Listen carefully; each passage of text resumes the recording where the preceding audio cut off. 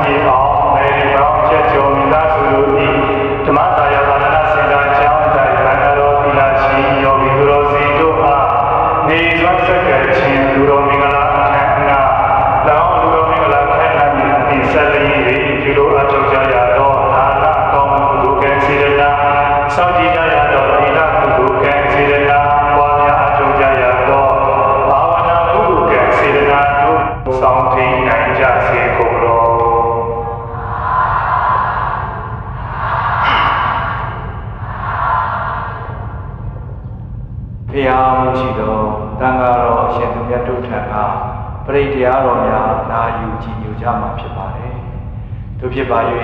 ကြွားရောက်ချင်းမြောက်တော်မူပါသောဓမ္မသာယသာသနာစန္ဒာတိုက်ရုပ်ဆရာတော်များနှင့်တကွသံဃာတော်အရှင်သူမြတ်တို့ဗျာအလုဒါယကဒါယိကာမများနှင့်အတူကြွားရောက်လာသည့်အပရိသတ်ပေါင်းတော်တော်တို့ဘေးရန်ခေစီရှင်နာဝိညုပရေဥပဝတိယောဒုခိနောဝါကိနောဟောတုသဗ္ဗတ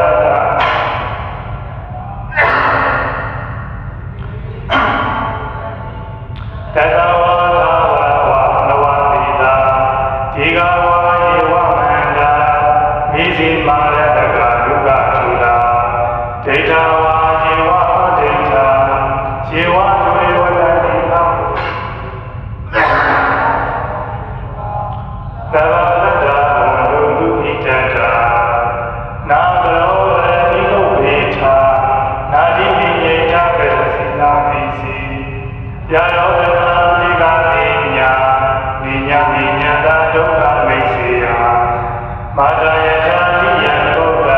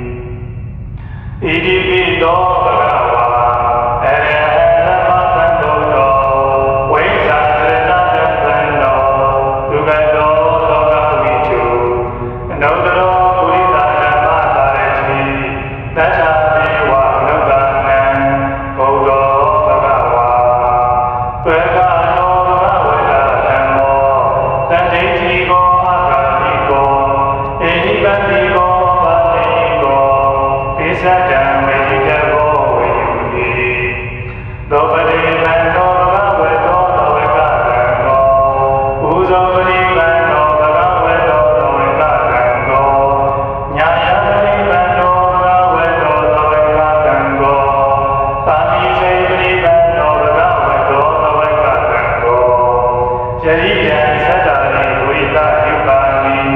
အထာဝိတာပုဂ္ဂလာဧကာရဝတ္တောသဝေကတံကောပါဟုနေယောပါဟုနေယောဓမ္မိနေယောယသရိကရေယောအနုတ္တရဘောကုသိုလ်ရှိတယ်နားနေကြတော့ဆရာတော်ကြီးတရားဝင်ပြီးဒီနာမှာသင်္ကန်းတန်းစီကပ်နော်တိုးဝေးပြီးတော့မကပ်နော်ကိုလိုတန်းစီလို့ကိုလိုတယောက်ချင်းစီကပ်ရမယ်နော်စီတန်းတာမဟုတ်ဘူးအဲ့ဒါလေးပေါ်ပေါ်နော်ခါလေးတန်းစီချောင်းလို့ညီမလေးအဲ့လိုချစ်ချစ်ကိုကုသိုလ်လုပ်တဲ့အေးချမ်းချမ်းလေးနဲ့နော်ကိုလိုဝေးရနေကြတယ်ရောက်တရားတန်းရောက်တရားကတယောက်စီကို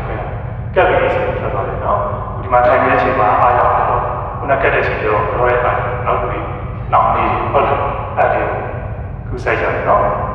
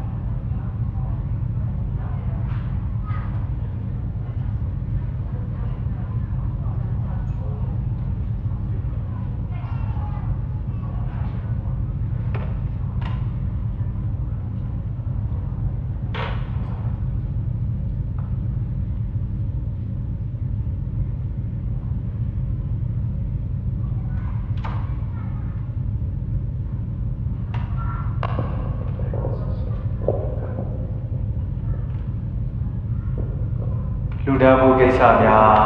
ဆောင်ရွက်ခွင့်ပြုတော်မူပါဗျာဆရာတော်ဘုရားကြီးထံအဆက်စွာလူတန်းနိုင်ရန်အတွက်ဆရာတော်ဘုရားကြီးကပ္ပိယကာရကအဖြစ်ကုလဘောကဆောင်ရွက်ပေးပါရဲ့လေးစားစွာပန်ကြားအပ်ပါတယ်ယနေ့အလူရှင်များဖြစ်ကြပါတော့မန္တလေးမြို့နေဒေါ်ဝင်းမင်းဤခေါ်မမီမီဒေါ်မြင့်မြင့်ဝေခေါ်မဝဝေမိသားစုကကျေးဇူးတော်ရှင်ဘုရားရုပ်ဆရာတော်ဘုရားကြီးအားတင်ငန်းနှင့်ဓမ္မပူဇာ350စက္ကန့်လူတန်းပေးရန်ဖြစ်ပါတယ်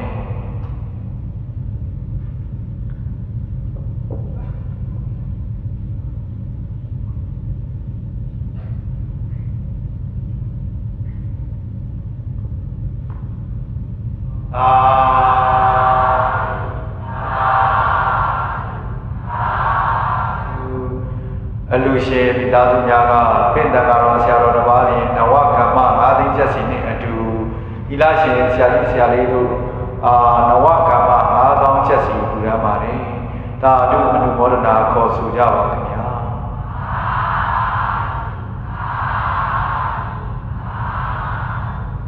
ဆက်လက်ပြီးနေ့စွမ်းအလူရှင်များဖြစ်ကြပါတော့နှစ်ဖက်မိဘများအာရုံစုပူထား၍ဘူဝံတော်မူတာမောင်ထက်အောင်နဲ့မောင်ဆွမ်းပြည့်အောင်မေရီဘရောင်းချက်ကျော်မိသားစုကဆရာတော်ဘုရားကြီးအားဓမ္မပူဇာ10သိန်းကျပ်လူတန်းပေးရဖြစ်ပါတယ်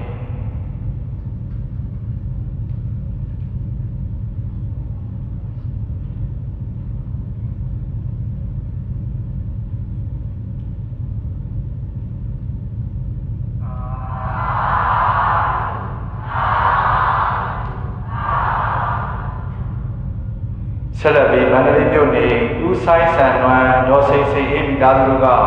ဒေါ်စိန်စိန်အေးဤ62နှစ်ပြည့်ဝင်းနှစ်ကုသိုလ်အဖြစ်ဆရာတော်ဘုရားကြီးအားဓမ္မပူဇာ30စက္ကန့်လူတန်းပေးရန်ဖြစ်ပါတယ်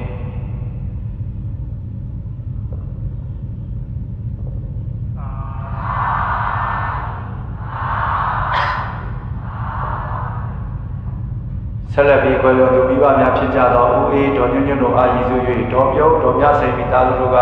ကျောင်းသားစီးပညာရေးလူတော်ဝင်5သိန်းကျပ်နှင့်အတူဖခင်ကြီးဦးမြင့်လိုက်အားရည်စူး၍မိခင်ဒေါ်ခင်ဆန်းရီအားအမှုထားကကိုကျော်ကျော်ကိုဝင်းကိုမရှုဝီကိုကျော်ခင်လိုက်ကိုစောမျိုးလိုက်မိသားစုတို့ကတော်သူစရမေသတိကျောင်းဆောင်အတွက်လူတန်းပေ9သိန်းပညာရေးအလူအတွက်3သိန်းတို့အားစုပေါင်းလူတန်းပေးရဖြစ်ပါတယ်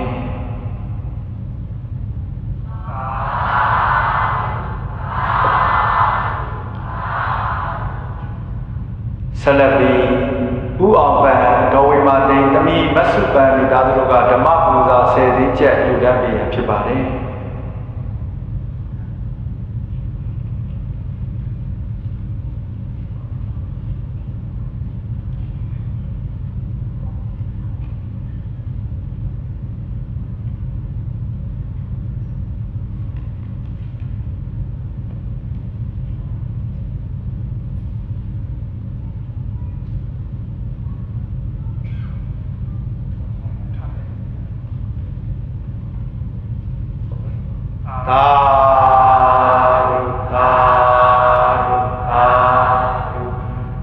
ဆက်လက်ပြီးတော့ဆွေဆွေမြင့်မိသားစုကဆရာတော်ဘုရားကြီးဓမ္မပူဇာ10သိန်းကျပ်လူတန်းပေးရဖြစ်ပါတယ်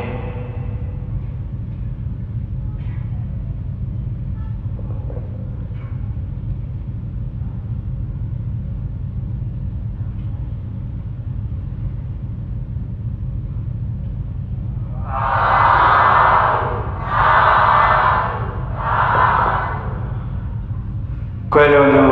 ကျေးဇူးရှင်ဖခင်ကြီးဦးထွန်းတင်အားရည်စူး၍အမေရိကန်ပြည်ထောင်စုနေတမီးဖြစ်သူမတ်တေချိုချိုအောင်ကိုတက်နိုင်ကျော်မိသားစုတို့ကဆရာတော်ဘုရားကြီးဓမ္မပူဇာ10သိန်းကွယ်လွန်သူဖခင်ကြီးဦးထွန်းကြည်ဖခင်ကြီးဦးကျော်မြင့်နှင့်မိခင်ကြီးဒေါ်ခင်လဒေါ်အိုးဝေတို့အားရည်စူး၍အမေရိကန်နိုင်ငံဆန်ဖရန်စစ္စကိုမြို့နေဦးမိုးစောထွန်းဒေါ်ခင်ချိုမြင့်တာတူဆွမ်းစောတူရိမိုးစောတမီးကျဲစင်မို့မိသားစုတို့ကဆရာတော်ဘုရားကြီးဓမ္မပူဇာ10သိန်းကျပ်နှင့်အတူတော်သူစရမေသတိကျောင်းဆောင်အတူတော်ငွေ10သိန်းကျပ်ဥမမဝင်းဒေါ်ခင်နီလာတေဒေါ်ညွန့်မိသားစုတို့ကဓမ္မပူဇာ9သိန်းကျပ်မိဘများဖြစ်ကြသောဦးစိန်ဝင်းဒေါ်အေးကြီးတို့အားအထားပြီးကိုအောင်တန်းနိုင်ပဝင်းပါတာမောင်အောင်ထက်ခန့်ပိုင်မိသားစုတို့ကကျောင်းတိုက်စီးမြင့်ပညာရေးတော်ဝင်9သိန်းကျပ်နှင့်အတူယနေ့နက်နက်ခင်းကြွရောက်လာကြသည့်အပရိသတ်ပေါင်းသူတော်ကောင်းတို့အများပေါင်းစုလူတန်းသည့်ဓမ္မပူဇာ32သိန်း96,000ကျပ်တို့အားအတော်ဆွမ်းအလူရှင်စိုက်ကိုဟန်တော်ဒီရာမိသားစုနှင့်နေဆွမ်းအလူရှင်ဦးဝမ်းတော်ဘုရားတို့ကအများပူဇာဆက်ကပ်လူတန်းပေးရန်ဖြစ်ပါတယ်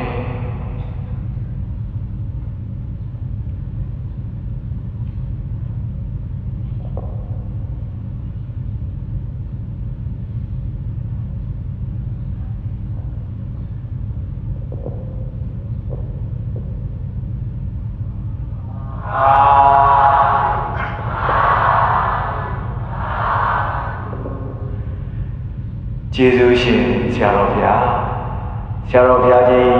မွတ်ကြားချင်းမြတ်တော်မူပြီးအနုမောဒနာဩဝါဒတရားနာယူကြီးညိုကြပြီးယနေ့လူတန်းမှုအစွစုတို့ကိုရေစက်သွန်းချအမြပေးဝေလူကြသည်ဖြစ်ပါ၍အနုမောဒနာဩဝါဒတရားနှင့်ရေစက်ချတရားဟောကြားချင်းမြင့်ဆုံးမတော်မူပါရန်ဘုရားတပည့်တော်ခြေတော်အစုံခတ်၍ယိုသည်စွာလျှောက်ထားအပ်ပါသည်ဘုရား86ခုနှစ်ကဆုလဝိကျော်7ရက်2024ခုနှစ်ဆုံးလာ2ရက်အရိဒဒေသကြီးမြို့နယ်ကြရဲ့အောင်ချမ်းသာရွာဓမ္မသာယသာသနာစင်တာကျောင်းတိုင်းဓမ္မဝိဇ္ဇာဓမ္မယုံကျောင်းတော်ကြီးအတွင်းဆင်းရဲကြပါပြလို့အသည်အလေးမျိုးဒေ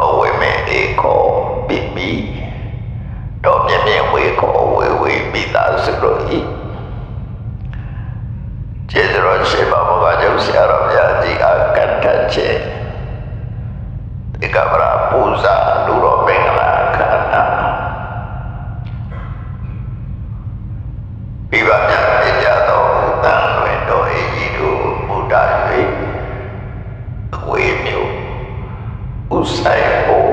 တော့တိတာတာပဲပြဖို့ပိတာစလို့ရောစက်ကလူတဲ့လူတော်မင်းအားခန္ဓာနဲ့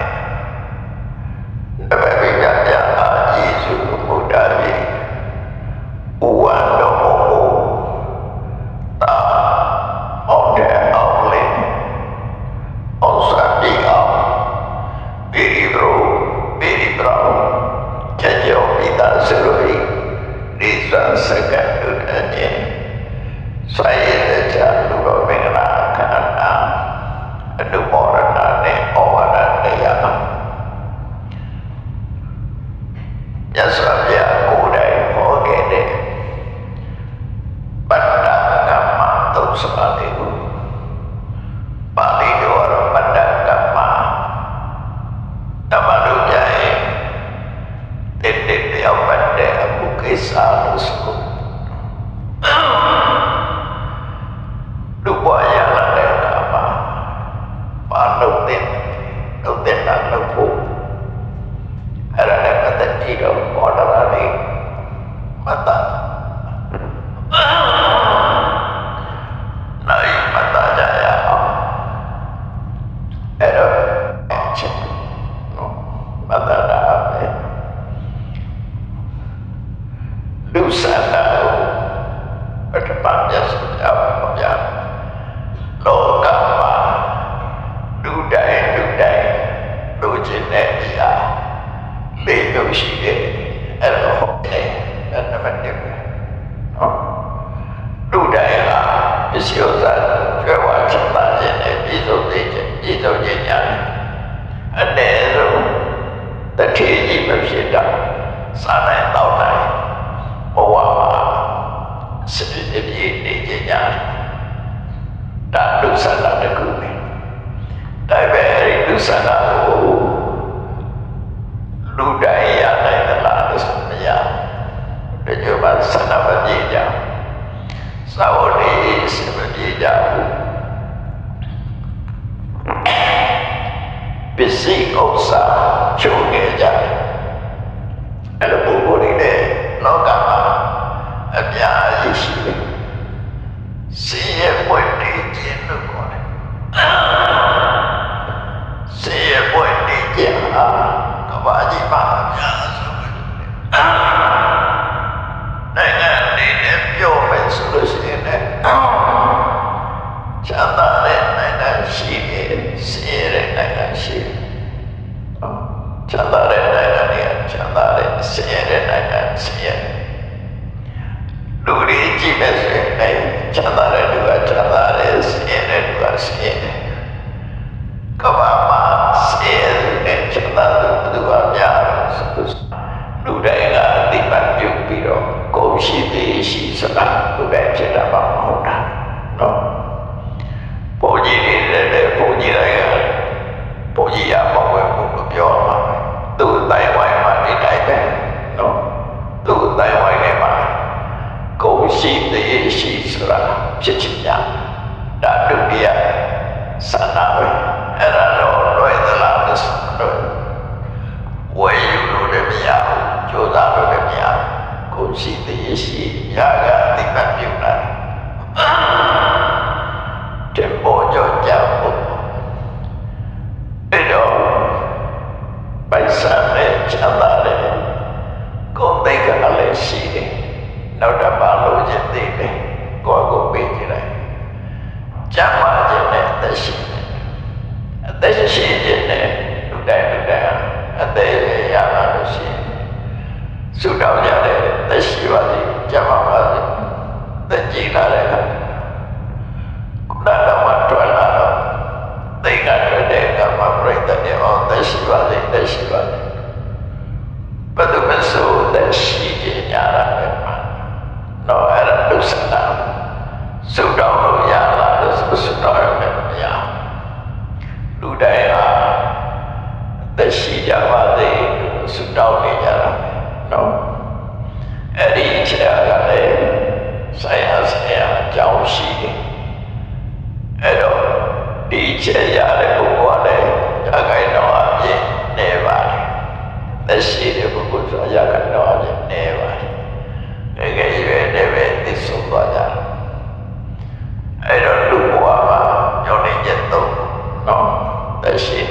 ဘာလို့စီဝါဥစ္စာတို့နဲ့ချင်းနဲ့ကိုယ်ရှိခြင်းနဲ့အသက်ရှိခြင်းနဲ့ဒီတော့ဘဝမှာတော့ပါပြီဒါပေမဲ့နောက်ဆုံးပြောင်းနေချက်တွေတခုကြံနေသေးတယ်အဲနောက်ဆုံးပြောင်းနေချက်ကပါမနေရလို့သိတဲ့အခါမှာကောင်းရသူတွေပေါ်ရောက်ချင်ဒါနောက်ဆုံးပြောင်းနေချက်ပဲလူဘဝအဲ့တော့လူတိုင်းမှာဒါရှိမှာပဲနော်သိရအောင်တော့ကောင်းရအောင်ဒီဘဝကိုရောက်ချင်အဲ့ဒါနောက်ဆုံးပြောင်းနေဟုတ်ပြီအဲ့ဒါတွေကအကျိုးတရားတွေလို့ခေါ်တယ်အကြောင်းရှိလို့ဖြစ်လာတဲ့အကျိုးတရားတွေလူတွေလိုချင်တဲ့အကျိုးတရားဒီမျိုးအဲ့ဒီမျိုးကိုဖြည့်ဆည်းပေးနိုင်တဲ့အကြောင်းရှိတာလို့ဆိုရရှိတယ်ဒါလေးကိုမှတ်ဖို့လိုတာနော်ဟိုကတော့လူတိုင်းရှိတာပဲဟုတ်ပြီအခုပြောတယ်စိတ်ဆန္ဒပြည့်ဖို့အတွက်ကိုယ့်ရဲ့ထဲမှာပါရှိရမယ်။ဘာလို့လဲနော်အဲ့ဒါအရေးကြီးတယ်။ဘာလို့ရမလဲ။လုပ်တယ်ဆိုတာအခုချက်ချင်းတော့သူမရ။ကောင်းစွာလေးစားတယ်တော့3မိနစ်စောင့်နော်။စောင့်ရမှာပဲ။လုပ်တာတော့လုပ်ရမယ်။အခုလုပ်ခုဖြစ်တယ်ကွာရှိနော်ဘာမှလည်းကောင်းမှလည်းရှိတယ်အခုရေးတွေတူအခုရေးကြည့်တော့ချက်မရဘူးအချိန်တစ်ခုတော့စောင့်အခုတစ်ပင်ဆိုင်တယ်အခုဒီဖို့ဆိုမှဖြစ်နိုင်အဲ့ဒါအခုတမင်ချက်တယ်အခုစားရမရသေးဘူးဆိုင်ရဆိုင်တော့ဝယ်တော့မှာပြီးတော့စားမှာအဲ့ဆောင်မိတာပဲအဲ့တော့ချက်ချင်းကြီးဆိုပါတော့တော့မရဘူးလားဆိုရဖို့အတွက်ချက်တဲ့ကိုတော့ဆောင်အဲ့တော့မြတ်စွာဘုရားကအဲ့ဒီကျိုးတွေကိုလိုချင်တဲ့ဆိုလို့ရှိရင်ဖြည့်ဆည်းပေးနိုင်တဲ့အကြောင်းတရားလေးမျိုးရှိတယ်အဲ့ဒီပြောပါတော့နံပါတ်1ကုသိုလ်ကောင်းမှုပေါ်မှာစိတ်ဝင်စားပြီးတော့ရသော်ဗျာရဲ့အသိပညာကိုယုံကြည်တဲ့တဏှာရှိရမယ်ရသော်ဗျာဘုရားဆိုတာအမတ်တရားကိုဟောတဲ့ပုဂ္ဂိုလ်ပြောတာနော်ဘုရားဆိုတာမတ်တရားကိုဟောတဲ့ပုဂ္ဂိုလ်တခေတ်မှတဆူပဲပေါ်တယ်အဲ့ဒီမတ်တရားဟောနိုင်တဲ့ပုဂ္ဂိုလ်ရဲ့အသိဉာဏ်ကိုယုံကြည်မှုရှိရမယ်အဲ့ဒီယုံကြည်ခြင်းဟာဘာကိုယုံကြည်တာလို့ဆိုအသိဉာဏ်ကိုယုံကြည်သည့်အတွက်ကြောင့်အဲ့ဒီအသိဉာဏ်ရှိတဲ့ပုဂ္ဂိုလ်ရဲ့စကားကိုလိုက်နာနော်ဒါမို့လို့တတ္တဆိုတာအရေးကြီးဆုံးပဲနံပါတ်1ယုံကြည်မှုရှိရမယ်ယုံကြည်မှလည်းလုပ်တဲ့တွေ့တူတယ်အဲ့တော့နံပါတ်2ကတတ္တနဲ့ပြည့်စုံဖို့လိုအပ်တယ်ရှင်တဲ့မှာသရတရားရှိပြီးစေကုသကောင်းမှုတွေလုပ်ကြတယ်အပြည့်မပြတ်နော်နောက်တစ်ခုကပါတော့သီလကိုကျင့်တရားကောင်းတိတ်တိတ်ကိုလိုတယ်ကိုကျင့်တရားပြပြပြီးတော့ကောင်းတာကိုလိုချင်များတယ်ကိုကျင့်တရားကောင်းဖို့လိုတယ်သီလသဗ္ဗဟုတ်ပြီယုံကြည်ခြင်းလည်းကောင်းတယ်သီလလည်းကောင်းတယ်အဲ့လိုလိုတယ်လောကမှာကိုရတာတဲ့မရှိဥစ္စာကိုလောကသားတွေနဲ့မျှဝေပြီးတော့ခံစားရအောင်ကိုတယောက်နဲ့သုံးမယ်ဆိုရင်လူတယောက်ဟာအပိုင်စီတိုင်းဥပမာနဲ့ကိုကြည့်ခွေဥကဲမှာဒီတော့ပြောက်ပြမယ်ဆိုရင်အပေယူလေးတစ်ချောင်းပြစ်ထည့်လိုက်ခွေလေးကိုက်မကုန်ဘူးအကေးသာရောက်ပြီးခံစားရမယ်ဆိုရင်ရဖြစ်စရာအကြောင်းရှိကိုရတဲ့ပစ္စည်းတွေကိုအလုံးပဲမျှဝေခံစားရတာစာကလို့ခေါ်တယ်နော်အဲ့ဒီစာကဆိုတာကိုမိသားစုလိုက်မျှဝေခံစားရအဲ့တော့ဆိုရင်မိသားစုကျတော့မတည့်ဘူးမတည့်တာဖြစ်တယ်မျှဝေခံစားရတဲ့ စာကဆိုတဲ့နေရာစာကဆိုတဲ့နေရာအဝပြောရတော့ကိုယ်ရဲ့တာကြည်တဲ့ selfishness မရှိအောင်ပြောတာနော်ကိုကြိုးရှာသမားမဖြစ်ရအလုံးအတွက်ကိုလိုလုံးတာအလုံးအတွက်အဲ့စိတ်ထားနိုင်တယ်လို့ပြောတာနော်စာကတိုက်တဲ့တော့ပြရမယ်ကျွေးရမယ်ရှယ်ရတော့ကုမ္ပဏီတစ်ခုတောင်းနေဆိုဘယ်ရောက်ရဲ့စားရတော့မရဘူးဘယ်နဲ့နဲ့ပြစားရတော့လားအလုံးအပြတ်ဒီစားတော့ရညဝေးချင်းလုပ်ဖို့ဆိုရင်ညဝေးလုပ်ဖို့ဆိုလို့ရှိရင်အဲ့ဒီကုမ္ပဏီအမအောင်ပြဖို့စီးပွားရေးညဝေးအပ်တယ်ကိုတယောက်စားတယ်ညအဲ့လိုဆိုရနော်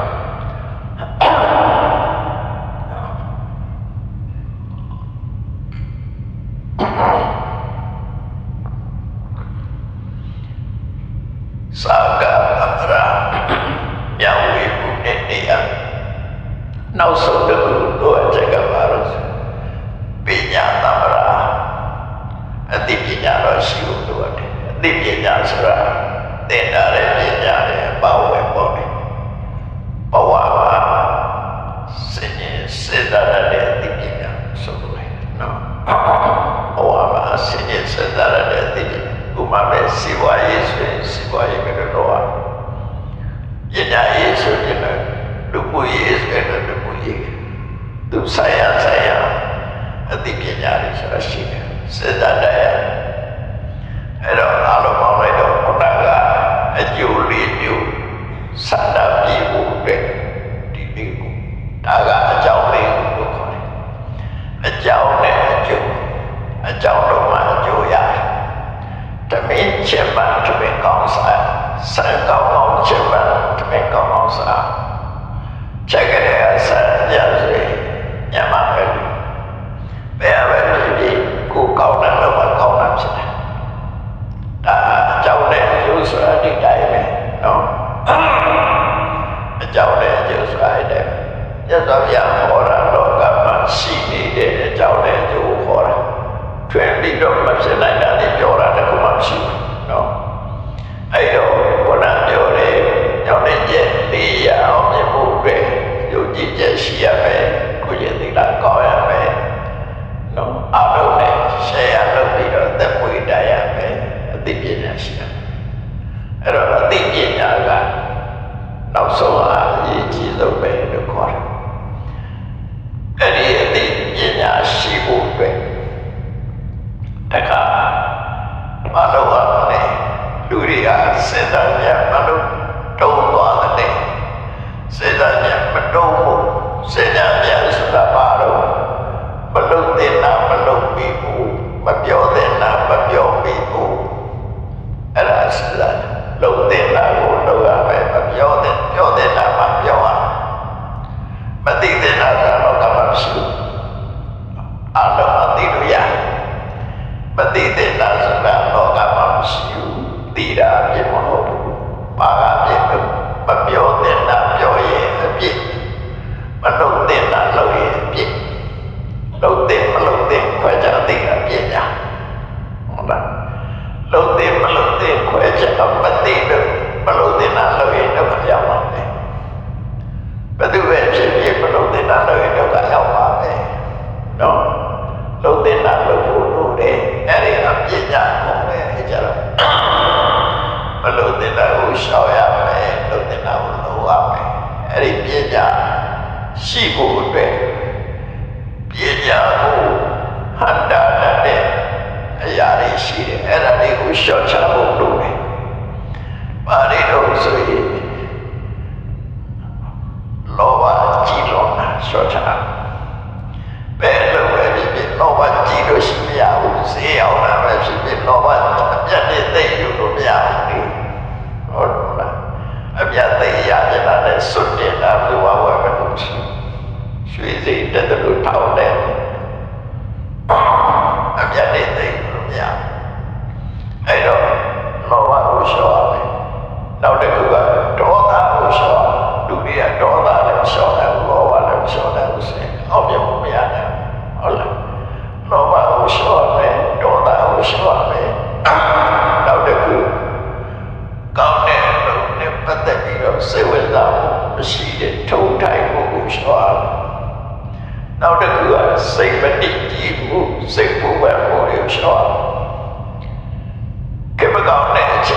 ရင်ငါဘာဖြစ်မလဲတပည့်ကဘာဖြစ်မလဲပူနေတယ်နော်ပူနေတာအဖြစ်မဟုတ်ပူနေခြင်းကြောင့်လည်းဘာမှမဖြစ်ပူနေပဲအစားကလေးကဘာလုပ်လို့ရအကောင်းဆုံးပဲဆက်တယ်ငါဘာလုပ်လို့ရလုပ်လို့ရမယ်လေဘာမှလုပ်လို့မဖြစ်ဘူးပရိစိတ်လို့ရတယ်ဆိုစိတ်ဟုတ်လားခုလုပ်နေတာဟုတ်လားမဖြစ်နိုင်တာတွေတွေးပြီးတော့စိတ်ကူနေတာနဲ့ပဲအတိအကျလုံးကြီးအကြောင်းပဲလုပ်ခဲ့ပြီးတဲ့မာတွေကိုတွေးပြီးတော့စိတ်ကူနေတာလည်းအဖြစ်မဟုတ်ဘူးအဲ့ဒါတွေတော့အရှိတဲ့ကိုယ်ကတည်းကမတွေ့နေတာပြီးတာတွေပြီးတာသင်္ကန်းသာပဲယူလိုက်မာရဲ့သင်္ကန်းသာယူကောင်းတဲ့ဆွေနဲ့သင်္ကန်းသာယူသင်္ကန်းသာဆိုတာကိုယ်တွေဟာရှောင်းရဆောင်ရအတွက်ပတ်သားချက်တစ်ခုပဲလက်ဆင့်ခေါ်တော့တော့အဲ့ဒီကသာယူဖို့ပဲလိုရမယ်ပြန်ပြီးတော့ပူပန်နေဖို့မဟုတ်နောက်တစ်ခုကကိုမသိတာနဲ့ပတ်သက်ပြီးတော့တတရားပွားပြီးတော့အလုံးမလုံးပဲနဲ့တရားမနေနဲ့ဆိုတော့နောက်ဘဝဆိုတာရှိတာဟုတ်ပါမလားတော့အဲ့တော့ဒီလိုနေတော့နောက်ဘဝဆိုတာရှိရလားမဖြစ်ပါတော့ညဖြစ်ပါတော့တွေ့ဘူးနေတယ်အဲ့ဒါဒီမတွေ့နဲ့အခုကောင်းလို့နေကိုလုံးတဲ့အပေါ်မှာသာစဉ်းစားခုလုံးတာကသူပြောင်းထိကြိုက်သလားကိုထိကြိုက်သလားတော့အားလုံးထိကြိုက်သလားဒါပဲစဉ်းစား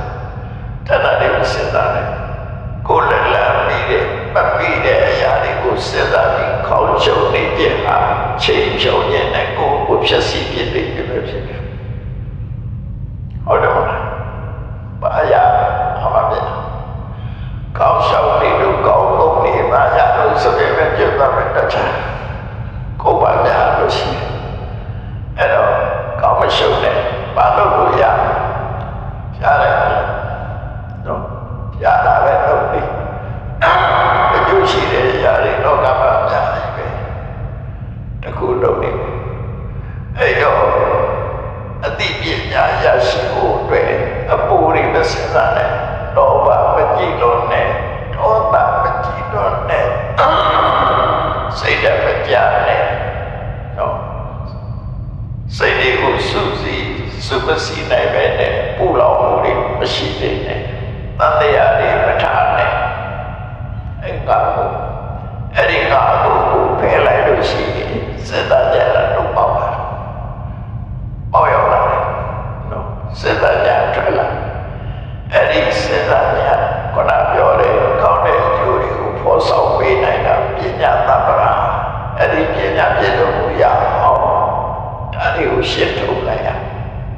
နော်ဘာနဲ့ရှင်းထုတ်ပညာနဲ့ပဲရှင်းစေတမှုနဲ့ပဲရှင်းထုတ်ပါလူလောကမှာ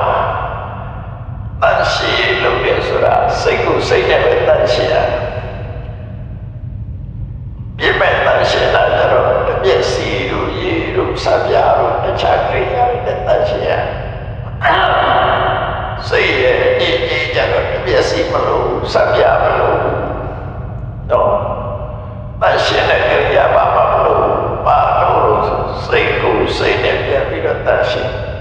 ဒီလိုတွေးလို့စိတ်ပူရင်ကိုလိုတွေးလိုက်ရောက်ပါပြီဥပမာပါတော့စေရေကြောင်ဖြစ်ပေါ်လာတဲ့ရှုံးကိုအားတဲ့စီရရေနဲ့ပဲစီရအဖြစ်ကတော့သူဖြစ်တာတော့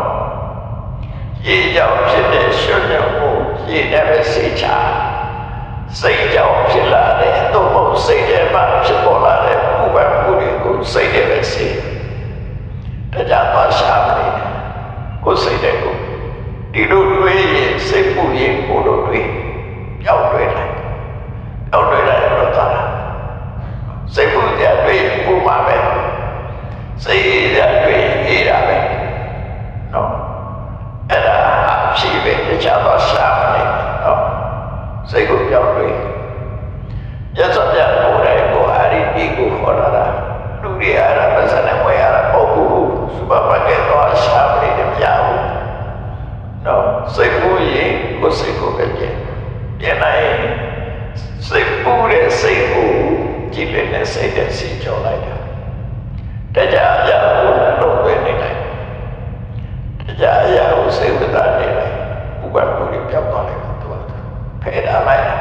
နော်အဲ့လိုဆိုလို့နော်အဲ့တော့ဟုတ်ပြီစိတ်ကိုစိတ်နဲ့စီကြောတန်းရှင်းလိုက်တော့စိတ်အကြည့်လေးပြတ်သွားပြီဆိုတဲ့အခါမှာလူလောကမှာဘုရားရလောဘမဲ့ချက်တွေရှိတယ်ကိုရှာတဲ့ပစ္စည်းတွေနဲ့ပတ်သက်ပြီးမလုပ်နဲ့နံပါတ်1နော်ရသဗျာဟောတာအဲ့ဒီအောင်ဟောတာဟုတ်ပြီစိတ်ကိုစိတ်နဲ့ရှင်းလိုက်တော့စိတ်တွေကလင်းသွားပြီဆိုရင်မလုပ်နဲ့ကိုရှာတဲ့ပစ္စည်းတွေကိုလဲလိုက်နံပါတ်2ကိုရှာတဲ့ပစ္စည်းတွေနဲ့ကိုချမ်းသာအောင်နေမိဘတွေကိုချမ်းသာအောင်ထားသာသမီတွေကိုစင်ကြယ်အောင်ထားတတ်တဲ့ပစ္စည်းကိုကုညီအဲ့ဒါနံပါတ်1ကိုယ်အတွက်သုံးချမယ်မိဘတွေအတွက်သုံးချမယ်ဆွေမျိုးသားချင်းတွေအတွက်သုံးချမယ်ပစ္စည်းတွေအားတွေကိုကုညီမယ်ဒါနံပါတ်1တော့ပဲချင်းမယ်ရတာတဲ့ပစ္စည်းအဲ့ဒီနေ့နဲ့ကိုယ်ရင်ကိုယ်ပါစေကောင်းတော့ကိုပြည့်တယ်ပစ္စည်းဆိုတာသိတဲ့ဥရှာတာမဟုတ်ဘူးတော့ဥရှာပစ္စည်းအသိတိုင်းကျဲမှပဲလေကျဲတော့မှအကောင်းနဲ့ကရုကဆိုတယ်လို့လိုက်လိုက်မှတကြမှာမဟုတ်တကြွားကိုယ်ရဲ့ထဲတော့ပေါက်ပြီးယူသွားတဲ့အင်ဂျင်တွေပါလေကောင်းနေထဲလိုက်ပေါက်ယူလိုက်တာရှိတယ်အဲ့ဒါနော်ကုကေတော့ကရောကလည်းထဲမှာမပေါ့တော့ကြည့်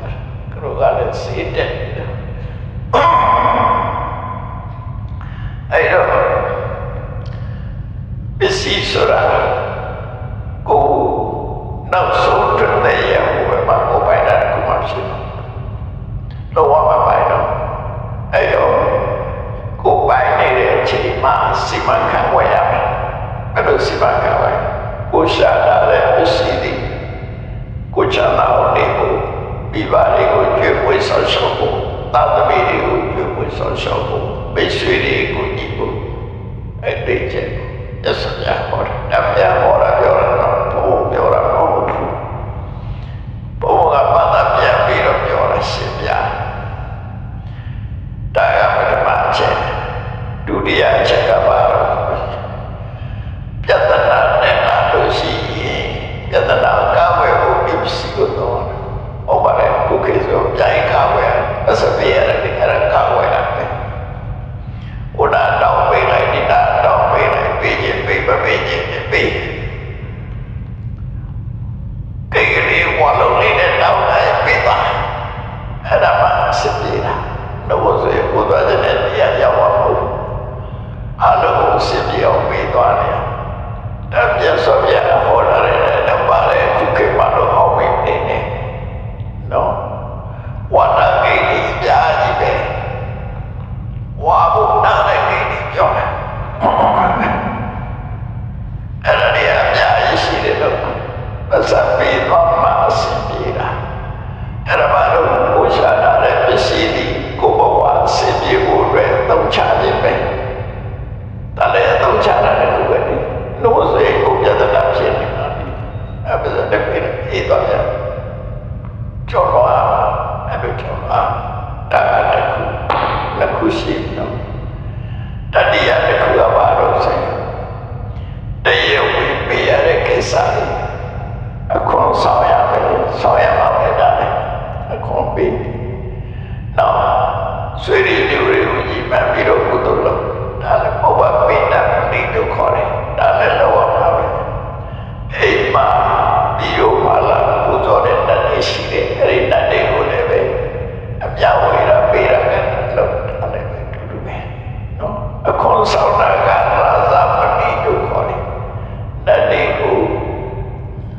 လူရတတ်တာဒေဝတာပလိတို့ခေါ်တယ်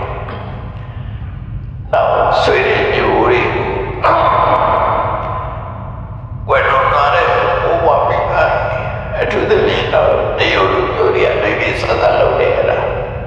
Ancestor worship ဆိုတာနော်ပိုးပွားမိပါတယ်ကြောနဲ့ဆိုတော့ပွဲဟာဒါပဲရတဲ့ကြတဲ့လောက်တာရှိပါနော်ပိုးပွားမိပါတယ်ကြောပွဲအဲ့ဒီပွဲတော့သူကဒါလည်းပဲကိုပစ္စည်းကိုသုံးချပြီးတော့လူရကျေစုစတဲ့ပွဲပဲနော်အဲ့ဒါကိုပိုးပွားမိတာပြိတ္တခေါ်တယ်ညာတိပတိချာကိုယ်စုရပြုလေးတဲ့အပြည့်မစုံတဲ့ပုဂ္ဂိုလ်တွေပေးကိုပေးစုရအိလာတဲ့အဲ့တဲ့ဒီပါလေရောက်လာရင်လည်းထိုက်တဲ့တော့ပေးအဲ့ဒါတော့တဲ့တော့လူရဲ့ကျေဖို့ရတော့တဲ့တော့တာပြောပြတချို့နိုင်ငံတွေမှာဒါမလုပ်တော့ဘူးနော်တချို့နိုင်ငံတွေမှာဒါမရှိတော့တော့မရှိတော့အဲ့တော့ဒါကရင်ကျေးမှုတစ်ခုပဲနော်ရင်ကျေးမှုတစ်ခုပဲအဲ့ဒါကတတိယအချက်စတုဒ္ဒအချက်ကတော့ဘာလို့ကုလဌာနကောင်းမှုပြုတာဒါဆယ်ကတစ်ခါတစ်သက်မှတစ်ခါဝိနည်းတို့ဘာလို့ဒီလိုလုပ်တာဒါတစ်သက်မှတစ်ခါဝိနည်းဆိုတယ်ဟုတ်တယ်မလား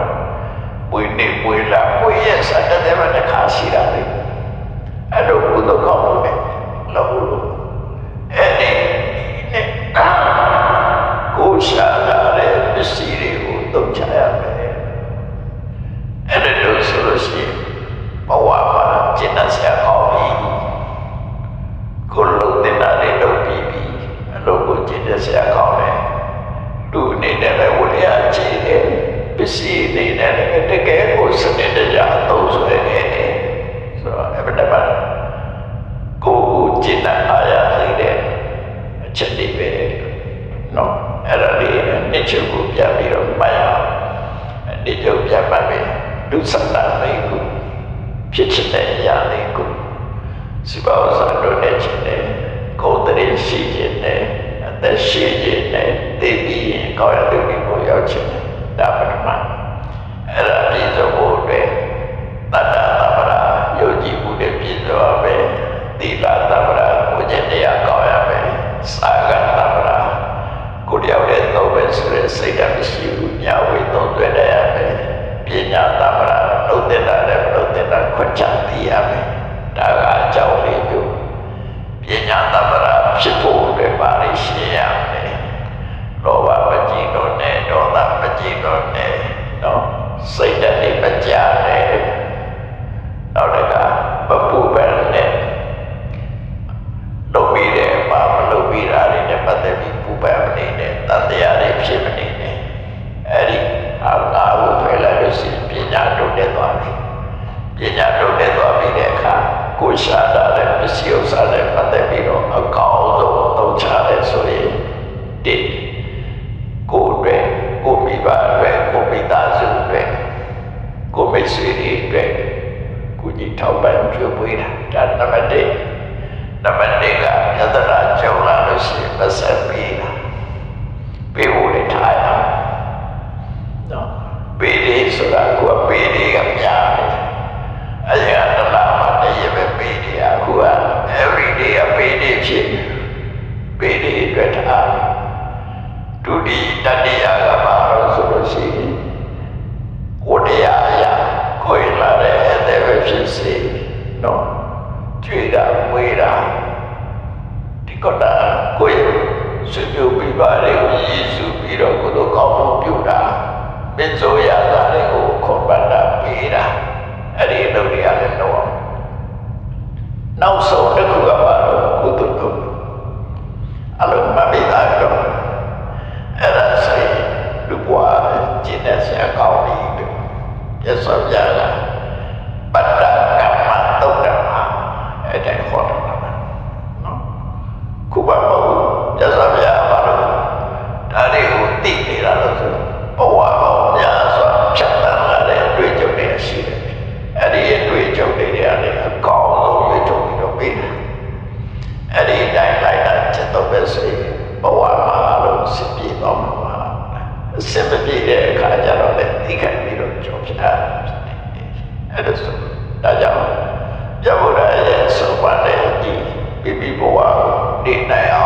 ကြိုးစားအထုနိုင်ကြပါစေကုန်သတည်း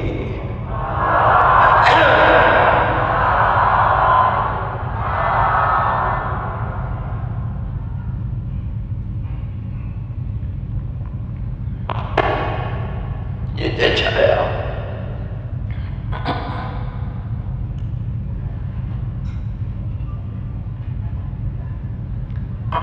အားလုံးကဲ့ဆိုပဲဣဒံမေပုံညာဒိဗ္ဗတတ္တပိစေယောဟောတုယနေ့ယခုအထုပြုလို့ကြရသောသိက္ခာဝရပူဇာကထခြင်းအလုတော်မင်္ဂလာအရုံးစံစကခြင်းအလုတော်မင်္ဂလာဒေသစကခြင်းအလုတော်မင်္ဂလာတို့ကိုကျင့်ပါပြုလို့ကြပါကုန်၏ကြောရောက်ချစ်တော်မူကြသောသံဃာတော်အရှင်မြတ်တို့၏မျက်မှောက်၌တရဏဂုံသီလကိုစောင့်တည်ကြပါကုန်၏ပရိဒေယအနုမောဒနာဩဝါဒတရားတို့ကိုနာယူကြပါကုန်၏သံဃာတော်ရှင်မြတ်တို့ဟာသင်္ကန်းစာရှိသောရတ္တဘဝတ္ထုတို့ကိုဒုဓမ္မကုန်၏သံဃေဝေဘောဇင်အာရတို့ကိုဒုဓမ္မကုန်၏ကျောင်းအတူပညာရေးအတူစေပစ္စည်းအတူအတူတို့ကိုဒုဓမ္မကုန်၏ဝတ္ထုဝေတို့မှာဖြစ်ပေါ်လာသောဤညောရာပစ္စည်းမိဘကိုဒုဓမ္မကုန်၏သာသနာ့တွင်ဝင်သီလရှင်ဆရာတို့ဟာဒုဓမ္မကုန်၏သိမ့်တွဲကာလအခါသမယဝေတတ္တဘဝတ္ထုအစုတို့ကိုဒုဓမ္မကုန်၏ဝတ္ထုဝေတို့မှာဖြစ်ပေါ်လာသောပစ္စည်းတွေပါကိုဒုဓမ္မကုန်၏ဓမ္မပူဇာတရားတော်ကိုပူဇော်ကြပါကုန်၏ယနေ့ယခုအထုပြုလို့ရသောဤကောင်းမှုဤကုသိုလ်စုတို့သည်နိဗ္ဗာန်ချမ်းသာ၏အကြောင်းထောက်ပံ့ဖြစ်ပါစေတည်းဤကောင်းမှု၏ဘုရားကကိုအမိအဖအဖို့ဘွားစေမျိုးညာတိတို့အားကုသိုလ်များဝေငါပါကုန်၏သာသနာတော်ဆောင်တဲ့လောကဆောင်တဲ့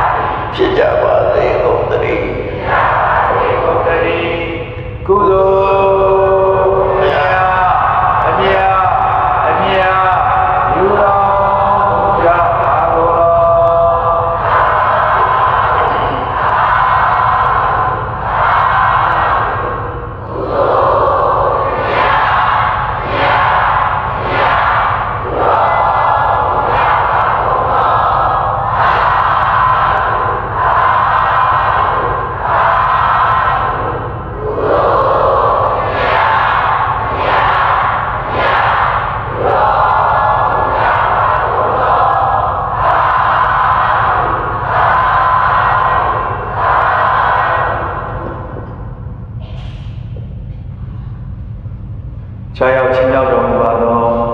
ကျေးဇူးတော်ရှင်ပပမချုပ်ဆရာတော်ဘုရားကြီးနှင့်တကွသံဃာတော်အရှင်သူမြတ်များဧပရိသတ်ပေါင်းသူတော်ကောင်းတို့ခင်ဗျာယနေ့နေ့ခင်းစင်ရင်ကျင်းပပြုလုပ်အပ်သည့်အခမ်းအနားကိုဗုဒ္ဓသာသနာစီရန်တိတ်တုသုံးကျင်ရွတ်ဆိုပြီးအောင်မြင်စွာပြည့်မြောက်ကြ